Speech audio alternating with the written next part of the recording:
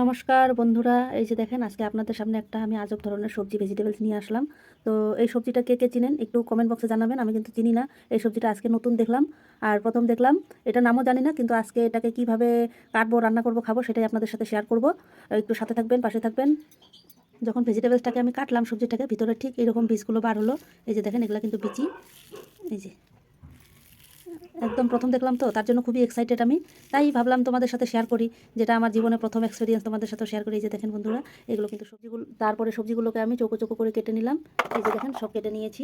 এখন এখানে আমি আলু অ্যাড, তারপরে আমি ঠিক একই রকম চৌকো চৌকো করে আলু কেটে নিলাম, কেটে দিয়ে দিলাম। আলু বেশি দিব না, কারণ বাড়িতে পেশেন্ট আছে, আলু খুব কম। সবজিগুলোকে লবণ হলুদ দিয়ে মাখিয়ে নিব। লবণ হলুদ দিয়ে মাখালে কী হয়, সবজিগুলোর টেস্ট কিন্তু দ্বিগুণ বাড়ে। লবণ হলুদ দিয়ে মাখালে এরকম জল থাকা সবজিগুলো, এক্সট্রা জলটা বেরিয়ে যায়, তখন খুব তাড়াতাড়ি কিন্তু ভাজা হয়ে যায় আর সবজিটাও খুব টেস্টি হয়। এখন কিন্তু আমি এই ধরনের একটা কালা কুচকুচা কড়াই বসাই দিলাম। এই ধরনেরই কড়াই নিবে, তাহলে কিন্তু সবজি। আমি একটা এরকম ছোট্ট প্লেটে লঙ্কার গুঁড়া, জিরার গুঁড়া আর হলুদ গুঁড়া নিয়েছি, আর দিয়েছি দুটো চেরা কাঁচা লঙ্কা। এখন কিন্তু এটা আমি একটু জল দিয়ে সুন্দরভাবে মিশিয়ে নিব। শুকনো মশলা যখন গুঁড়া মশলা আপনারা রান্নবেন, একটু জল দিয়ে মিশিয়ে নেবেন, তাহলে কিন্তু একদম বাটা মশলার মতো টেস্টটা আসবে। আর এদিকে আমার সবজিগুলো জল ছেড়ে দিয়েছে, দেখেন কত সুন্দর মজে গিয়েছে। এখন এগুলো আমি তেলে ভাজবো। এদিকে কড়াইটা প্রায় গরম হয়ে গেছিলো, এখানে আমি দিয়ে দিলাম সর্ষের তেল। তেলে আমি প্রথমে দিয়ে দিলাম গোটা গরম মশলা।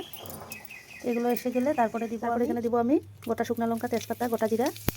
গরমগুলো আসলে আমি সবজিগুলো দিয়ে দিব। এই যে আমার অস্ত্রটাকে হারিয়ে ফেলেছিলাম, অস্ত্রটাকে খুঁজে আনলাম, এখন লাগবো।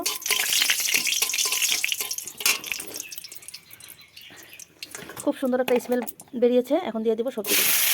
সবসময় সবজি রান্না করার আগে এইভাবে ভেজে নিয়ে রান্না করবেন, খুব টেস্ট হয়।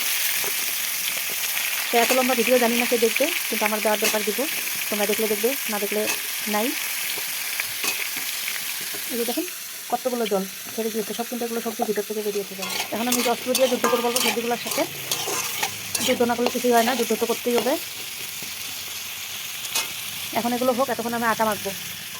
যুদ্ধ করতে করতে সবজিগুলো এইভাবে ভাজা ভাজা করে নিয়েছি। এখন এখানে দিয়ে দিব ভিজিয়ে রাখা মশলাটা। এটা দিয়ে আবারও কিছু সময় কষাবো।